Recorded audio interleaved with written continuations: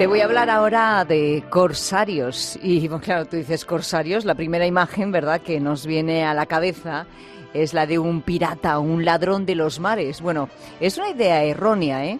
La segunda imagen que nos viene a la cabeza a lo mejor es la del famoso corsario británico Sir Francis Drake. No solemos pensar en corsarios españoles, pero los hubo. Y algunos muy importantes. La historia naval española está llena de figuras relevantes entre los siglos XVI y XIX. Sabemos que Cervantes fue soldado y por eso se le conoce como el Manco de Lepanto, por su participación en la batalla naval. Recibió 2 balazos en el pecho y uno en la mano izquierda, que quedó inutilizada. Fue cautivo en Argel y tuvo varios intentos de fuga en los que intervinieron corsarios. Por eso su literatura está teñida, ¿verdad?, de referencias al combate naval, como ocurre con su obra universal, con El Quijote.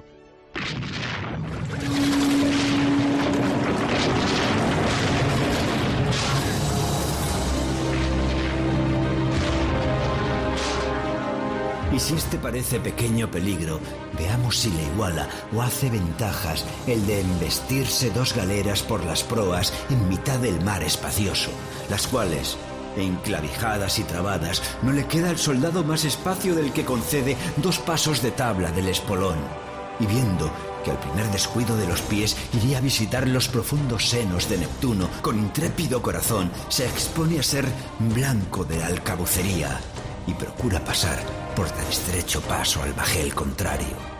Y lo que es más de admirar, que apenas ha caído uno, otro ocupa su mismo lugar, la mayor valentía que se puede hallar en todos los trances de la guerra.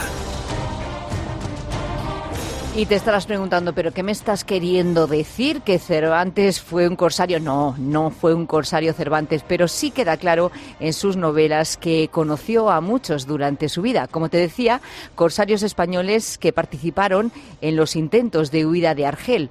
Otros corsarios españoles fueron personajes tan interesantes como Pedro Menéndez de Avilés, Pedro de Zubiaur o Antonio Barceló, que empezó como corsario y llegó a ser almirante de la Armada Española. Bueno, para hablar de este apasionante tema tenemos al académico de la historia y asesor del Museo Naval, Agustín Rodríguez González. Agustín, buenas tardes. Muy buenas tardes. Oye, todos hemos oído hablar de la patente de corso, pero ¿qué es realmente un corsario? Bueno, un corsario, que a veces se confunde con pirata, un corsario es una cosa muy distinta. Es un particular que pide permiso al rey para, en caso de guerra, atacar a los buques del enemigo.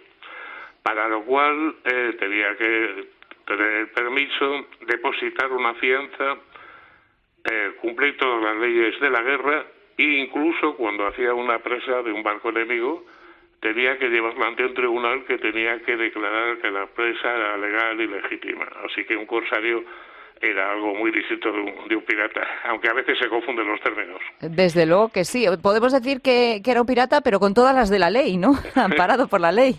Sí, aproximadamente.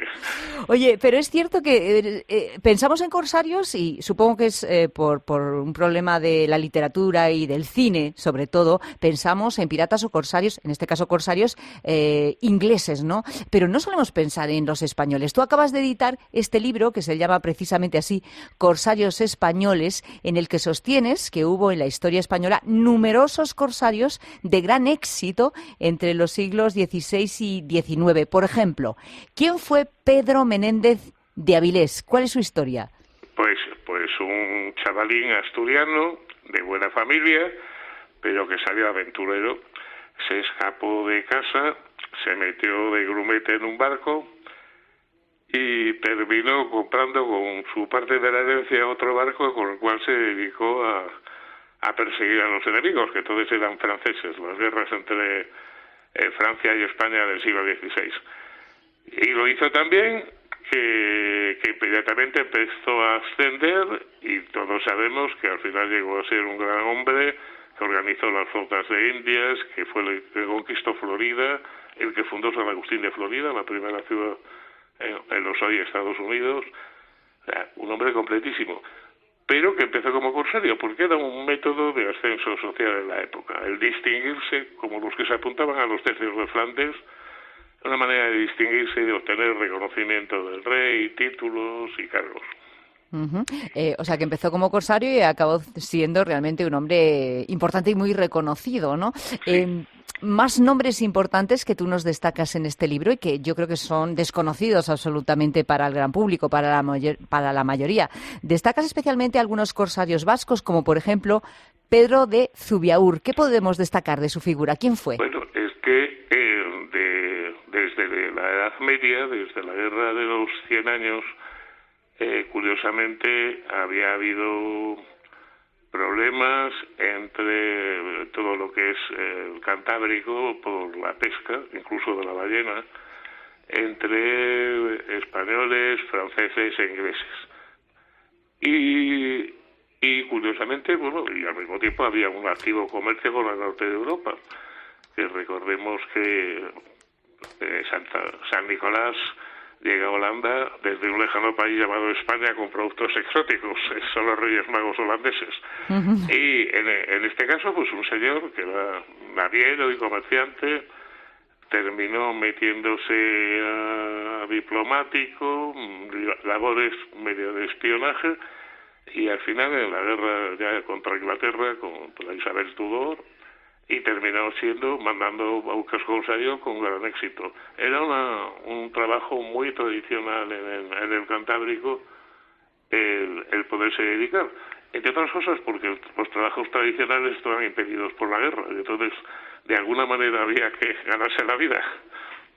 Y además logró liberar en Inglaterra 480 prisioneros, ¿no?, de la Gran Armada de Felipe II. Sí, una de las misiones es a rescatar a prisioneros españoles que estaban en Inglaterra, y como no ponían más que obstáculos y dificultades, consigue hacerlo en las bravas y traérselos para allá. Más de 400 cautivos salvados de esa manera, que si no hubieran tenido un destino muy triste. Bueno, estamos hablando de corsarios españoles, que además es el título del libro de Agustín Rodríguez González. Cuando pensamos en corsarios, nos imaginamos pues que atacaban naves de otros países para apresar un botín, pero también hacían otro tipo de labores, por ejemplo, labores de rescate, ¿no? Como hemos visto incluso en el caso de Miguel de Cervantes, ¿no? Sí, por ejemplo, no se nos ha olvidado, pero el sur y el levante español, de ahí viene la expresión moros en la costa, era saqueado tradicionalmente por los piratas del norte de África, que a falta de otro botín, pues se solían llevar hasta hombres, mujeres y niños de los pueblos, y pedían un rescate por ellos. Si no lo conseguían, pues los vendían como esclavos. Y ese fue el caso, entre otros, de Cervantes, pero además de miles y miles de personas. Y una de las misiones de los corsarios españoles fue intentar, en operaciones tipo comando por la noche, y arriesgándose mucho, porque solían ser barcos muy pequeñitos, el rescatarlos, que los prisioneros salieran a la playa, se ocultaran como pudieran, y llegaba el corsario y se los traía para España. A veces salía bien y otras muchas salía mal. A Cervantes le salió mal 2 veces, lo intentó, pero le salió mal. Bueno, como suelen pasar, ¿no?, en este tipo de cosas. Oye, hemos visto que algunos corsarios tuvieron una carrera larga como marinos, que llegaron a alcanzar puestos de mando en la Real Armada Española. Un hombre importante en el siglo XVIII fue el de Antonio Barceló. ¿Quién fue este corsario? Bueno, ¿Quién fue este hombre? Es sorprendente porque durante los reinados de los Austrias era relativamente más fácil distinguirse, pero a comienzos del 18 se impuso la Academia de Guardia Marinas, y que tenían que tener una formación. Y este hombre, Barceló, pese a que era de origen muy modesto, no tenía estudios y tal, y a pesar de que nunca había estado en la Academia de Guardia Marinas y tal, consiguió llegar a teniente general de la Armada por sus propios méritos. O sea, una cosa realmente sorprendente. Y que prueba el mérito y la capacidad de este hombre. Es decir, que su origen era muy modesto. ¿Perdón? Su origen era muy modesto. Sí, era el hijo de mallorquín de un patrón de pesca y de comercio que consiguió una patente de corso del rey, la heredó su hijo, y el hijo, por sus propios medios y por sus propios méritos, llegó a haber estudiado y de no ser nadie socialmente llegó a lo más alto. Oye, y otra cuestión, ¿cuándo fue la época de mayor apogeo de los corsarios y cuándo termina? ¿Perdone? ¿Cuándo termina, o sea, la época de los corsarios, digamos, Sí, ¿cuándo finaliza? Termina en el siglo XIX, cuando después de la guerra de Crimea, entre Francia, Inglaterra y Rusia, las grandes potencias, después de la guerra de 1856, deciden que queda prohibido el corso porque podía derivar en piratería, los estados tenían que controlar más directamente lo que eran las instituciones armadas y tal. Entonces, desde ese momento se prohíbe el corso. España, de momento, remolonea un poco, pero al final lo tiene que aceptar porque desde ese momento se entiende que un país civilizado debe de controlar cualquier fuerza armada, que sus ciudadanos tengan armas, cañones y barcos, y eso es muy peligroso y entonces se prohibió. Y hasta esa época pues sigue habiendo corsarios en todos los países. Claro, siempre que hubiera guerra. Ya. Oye, Pedro, ¿por qué conocemos todos, por lo menos el nombre y parte de la historia, o por lo menos nos suena, yo estoy convencida de que ahora mismo preguntamos a cualquier oyente y ha oído hablar de Francis Drake, ¿no? Pero, sin embargo, estamos mencionando aquí a unos nombres de corsarios españoles, que son los que tú destacas en tu libro, y a la mayoría no les suenan. ¿Por qué pasa esto? Bueno, es otra de las falsificaciones de la historia y de los ocultamientos, de que parece ser que no. Y es que, aparte de todo, había un problema básico. Recordemos que el Imperio Español llegaba desde Italia hasta Filipinas. Y entonces, simplemente la Armada regular, las fuerzas regulares, no daban abasto para mantener y defender todos esos territorios de la cantidad de enemigos, desde los piratas chinos que actuaban en Filipinas o japoneses, hasta los piratas turcos, pasando por ingleses, franceses, holandeses. Entonces, la Armada regular no podía atender a todo. ¿Qué pasaba? Pues que muchas veces la gente de ahí tenía que organizarse para la autodefensa, lo mismo que en otras ocasiones ha recurrido a milicias ciudadanas para lo mismo, a guerrillas o tal. O sea, era absolutamente normal que una cosa así pasara, porque además el corso lo hicieron todos los países europeos, mejor o peor, más importante o menos importante, y España con ellos, con mucho más motivo, porque tenemos un imperio oceánico dificilísimo de defender, y claro, los propios interesados tenían que pensar en su autodefensa.